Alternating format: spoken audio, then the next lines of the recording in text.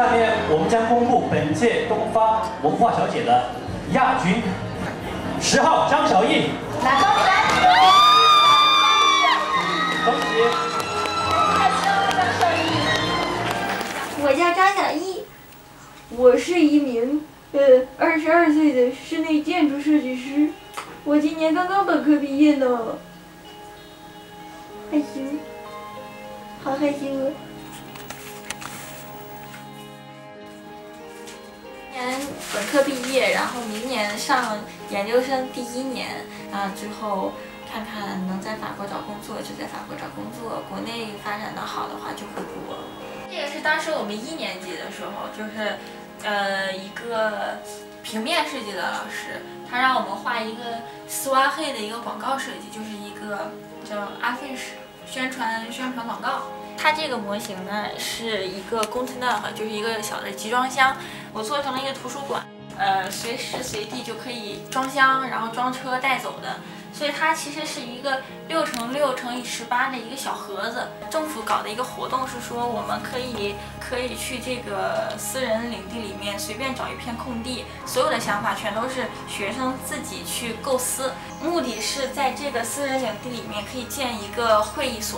场所开会的。概念其实还是传统4合院的概念，只不过我把它改成了一个3方面围绕的一个半开放式的小院子。这个模型当时因为做的手工比较好，所以还让我们那个全班传阅了一下，大家拍了一下照片，我还是比较挺自豪这个模型的。1:100，按照1:100的比例，然后做的是4×60米，就是我的project。我是现在本科3年毕业了吧，然后明年的话是研究生第1年，然后到时候转室内建筑会场设计，是给奢侈品会场设计，就是工作的将来。高中的时候就比较想出来，当时家里人不同意，然后我爸爸妈妈就觉得还是要经历一下中国的高考，会比较对以后人生会比较有帮助然后我就等到高考完之后，然后实现了这个愿望。然后我现在又申请了一个是私立最好的学校，进到新的这个学校以后来要努力再努力，然后才能顺利的2年毕业。其实我觉得法国男人不如中国男人，就是了解我们亚洲女性在想什么。然后再一个就是这边的环境，我没想到来之前没想到法国的街道那么脏，地铁那么脏那么臭，这个是比较失望的2点。然后比较好的2点就是法国人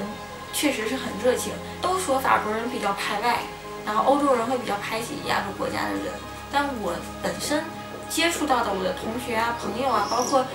街上一些不认识的陌生人吧，最起码在我看来对我的态度是比较积极的。Elle était trop félicitations à elle, elle est magnifique, elle était parfaite, elle est trop belle, trop jolie。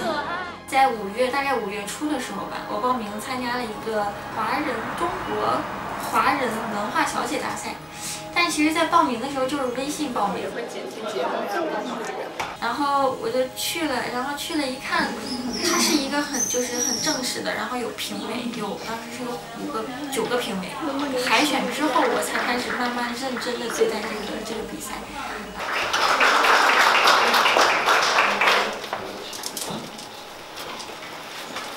晋级啦！我就中间唱了一首法语歌，然后有一点小忘词，不过也不影响大概的，然后就没有别的什么展示的了。然后就是简单的介绍了一下我自己然后评委的态度都还挺认可我的，然后全票就直接通过掉了，还挺高兴的。抽一个复赛的球。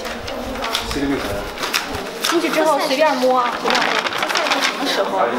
复赛是下周天，多少？E1，好的，是 E 组的1号。好的。就复赛过了，进入到决赛的时候，真的是地狱般的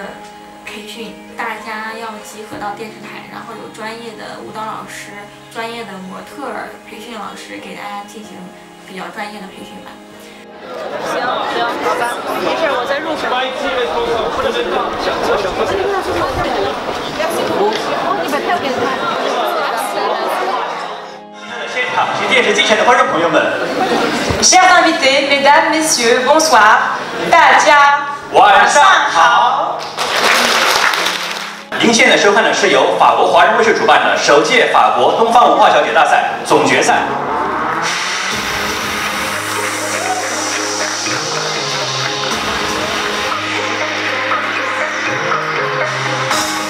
大家好，我是10号选手，一个能走秀、懂艺术的小艺术家张小艺。Bonsoir, je suis le numéro 10, je m'appelle Xiao Yizang。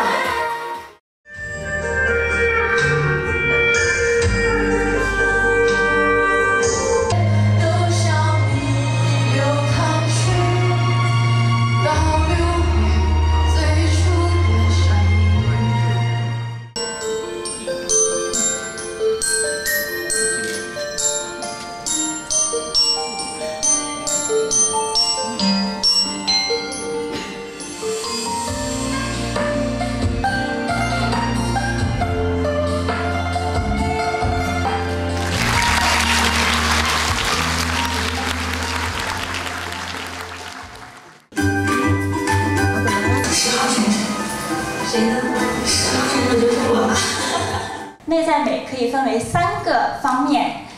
，3个独立：第一，精神独立；第2，人格独立；第3，金钱独立。还有2个融合：相处融合和为人融合。我内心是当时很想，通过最后一轮，然后就是进到前3，但是在比赛前期的时候，对自己还是没大有信心，所以说一直也没有去好好准备一下晚装问答啊什么的，然后在晚装问答环节我还是有点小紧张，不过也最后顺利通过了，然后还得了亚军，还是比较高兴的，是吧？替妈妈高兴啊！表表姨，替妈妈高兴，